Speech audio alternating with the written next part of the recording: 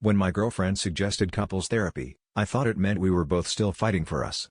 Instead, I walked into that waiting room and saw her sitting with another guy, their knees touching, whispering like they'd already forgotten I was ever in the picture. She didn't even flinch when I showed up. Just looked at me and said, "I wanted you both to hear this at the same time." My stomach dropped.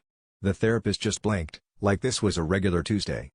She launched into a speech about how she'd been seeing both of us for months, how she was torn between two incredible people.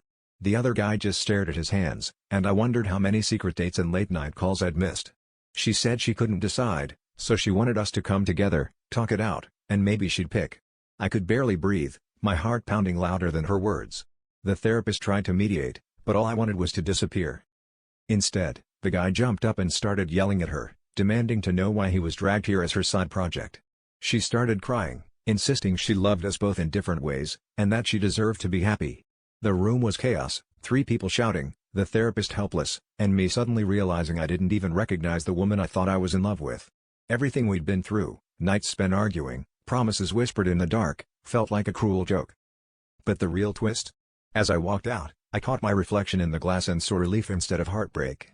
I'd spent months convincing myself I needed her, ignoring all the red flags and wild mood swings, just so I wouldn't be alone. In that moment, I realized the real betrayal wasn't hers, it was my own, for giving someone else the power to decide if I was worth loving.